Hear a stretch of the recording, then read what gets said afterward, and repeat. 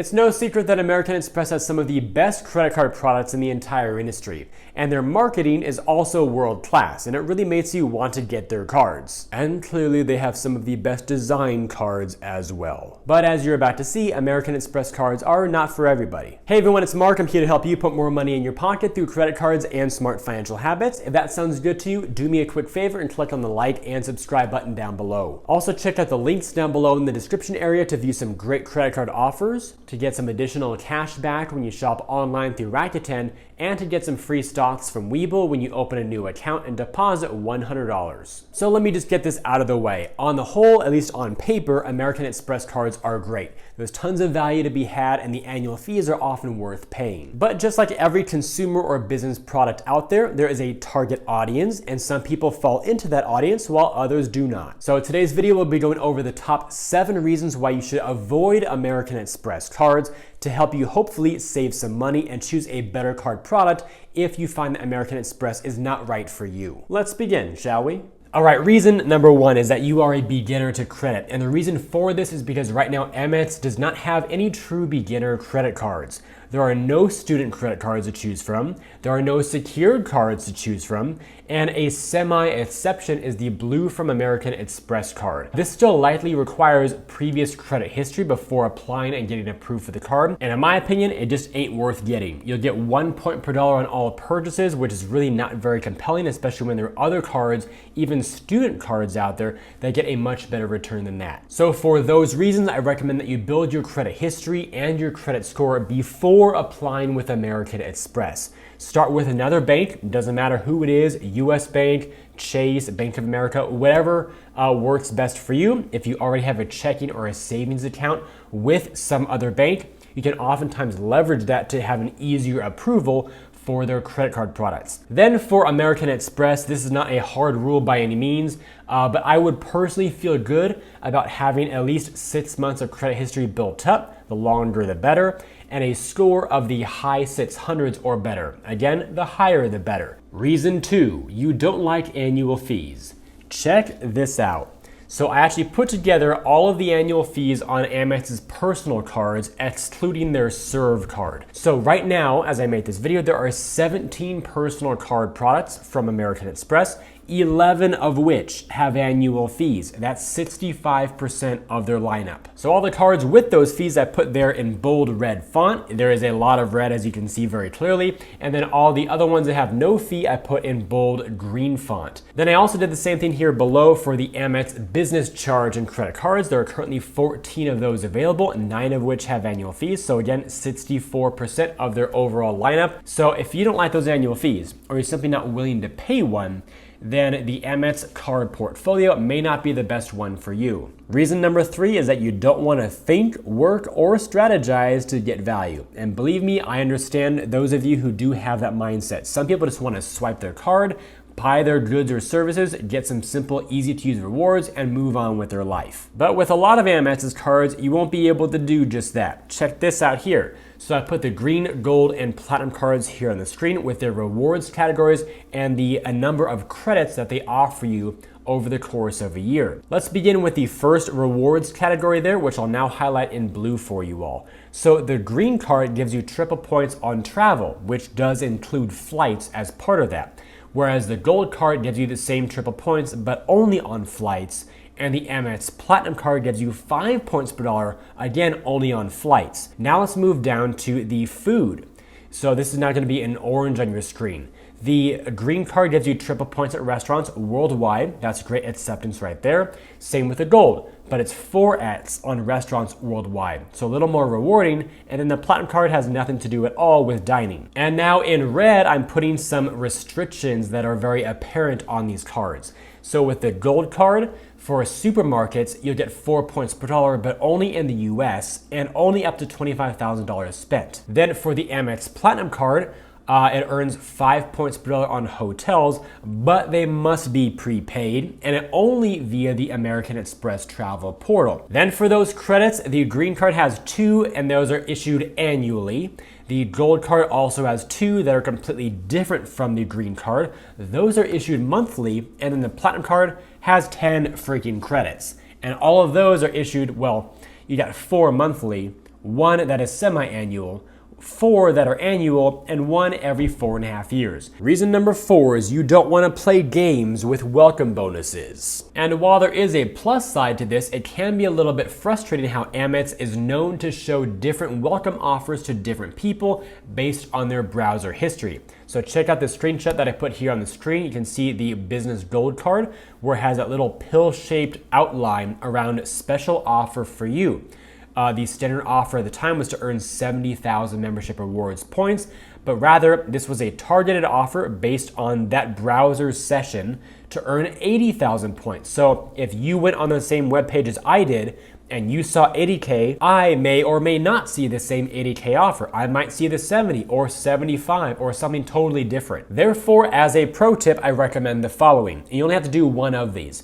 First of all, clear your browser history and cache, then go to Amex's site to look at or apply for a card. Or number 2, first open a private or incognito window or tab in your web browser, then navigate to Amex's site. And I still recommend that you do this if you're using somebody's affiliate link or referral link to apply for your card, simply because American Express can be so sneaky with their offers. So to put you in the best position possible to get the best targeted offer that you can at that moment in time, still start with a fresh or clean browser experience. Reason number 5 is you want to build a strong cashback setup, but with only one card issuer. And that's because Amex does not have a whole lot of cashback cards for you to choose from. And I want to call your attention to the top right-hand corner where you see that yellow star. It says, warning, Amex cards that earn points are bad for cash back. That's because if you redeem your membership rewards points for cash back in the form of a statement credit, you will instantly lose about 40% of your value. The cashback options you have include the Cash Magnet card, which gives you 1.5% on all purchases, the Blue Cash Everyday card, which has a 3-2-1 structure, and the Blue Cash Preferred card, which is kind of like the big brother of the Everyday card. This has a 6-3-1 structure. So out of these 3, the first one, the Cash Magnet card, I really wouldn't recommend that much. It's much better to get a no-fee 2% card. I'd only recommend the Cash Magnet card if you can't get approved for any of the other ones for some reason. But for the other 2 down there, the Blue Cash family of cards, those are good cards, and I do recommend getting at least one of those if you spend in those categories. So while there are 3 options here on the screen, I really recommend just the 2 that are not X'd out. And of those 2, just consider getting one and then pairing that one with one or more cards from a different issuer that would complement or cover non-overlapping rewards categories. Now, reason number 6 applies to those of you out there who tend to shop at places that don't take American Express cards, especially those at international locations. So here is an article from CNBC, which was titled 99% of merchants in the US who accept credit cards now take American Express. So about 10.6 million US merchant locations were accepting Amex cards at the end of 2019. So in terms of acceptability within the US, Amex is achieving pretty much parity with Visa and MasterCard, or they're very close to it. So you might still have those mom and pop or brick and mortar shops that are not part of a big chain. And if you do shop at a lot of those types of places, then they may not take American Express as widely as a national supermarket chain, national department store chains, etc. So if you find yourself at those places a lot, you might want to have a backup to your Amex setup. And especially for those of you who travel abroad often, Amex might have some problems being accepted in certain nations. So of course, do your research ahead of time to see where you're going, what the acceptance rates are, or if you don't want to be bothered with that, just pack yourself a Visa or a MasterCard next to your Amex card in your wallet. That way you won't have to worry about this. And you gotta love reason number 7. If you want a simple rewards program with strong value for all redemptions, then Amex definitely is not for you. This is about to get ridiculous, so watch this here on the screen. If you want to redeem your points, we're talking points here, for cash back as a statement credit, you'll get 0.6 cents per point. That's a really bad value, but at least it's consistent across the board. However, if you pay with points at checkout, basically Amex has partnerships with these merchants right here. So if you're in store or online, they might have terminals or web portals that allow you to literally pay with your points along with a credit card to discount your price. Typically with one feature, you'd expect one value across that feature. But no, it's 0.7 cents across the board, except for 2 outliers. We have, let me use my mouse here, New York City taxis give you a full 1 cent per point, but then we have Ticketmaster, which is one of the biggest providers of concert and event tickets. A lot of people use it. They only give you 1/2 of 1 cent per point. So in other words, if you have 10,000 points, that'll be worth $100 on taxis in New York, $70 on everywhere else, or only $50 at Ticketmaster. Sounds to me like somebody wasn't very good at negotiating that deal. Moving on. Gift cards, digital and physical gift cards, you can redeem for either type through the Amex Rewards portal, but gift cards themselves can be very confusing. Some of them give you 0.5 cents per point, some give you 0.7, some give you 0.8, and some give you 1 cent per point. Again, you think that with one type of redemption, you get one type of value for that redemption, but no. You get 4 different values here, at least as I make this video. Maybe there'll be more in the future, and it's all variable. So when you go to redeem, you simply have to just pay attention. It shows you like a $50 gift card. It might be 5,000 points or 6,917 or some weird number like that. It'll tell you before you check out what the cost in points is. And then we have travel, rather 2 types of it. The first one there at the top is travel via the portal. So flights are 1 cent each for your points. Upgrading with points, meaning upgrading your flights, not hotels, are 1 cent per point.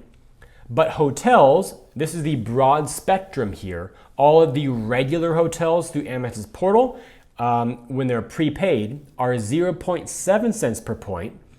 And then if you book a hotel through the Fine Hotels and Resorts, or FHR program, or the Hotel Collection, or THC, both of which must be prepaid at the time you book, those give you the full 1 cent per point.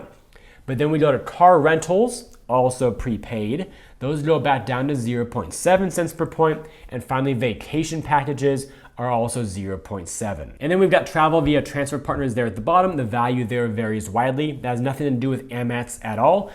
Any point currency that offers transfer partners will have a massive variable value for those transfer partners, because even if they give you consistent value, ratio that is, meaning 10,000 points becomes 10,000 miles, the miles then on the other end of that transfer can have a totally random value there based on the itinerary that you build. So if I build an itinerary and you build an itinerary with the same airline but different routes, you may get a totally different value for your points than I do. So by now it should be abundantly clear that to play the Amex card game is also to play the game of thinking, working, strategizing, and also maximizing your rewards too, while paying some annual fees. And while that will definitely frustrate a lot of people and push them away, there are other people who are willing to play the game and learn how to use Amex's rewards program to their advantage. And if you're among those people who are willing to put in that time and effort, also, of course, by watching this channel, which will help you go a long way to making it all work in your favor, then of course you can come out on top in a very nice way. And with all that said, if you enjoyed today's video and believe it could benefit other people, then please help me get it in front of them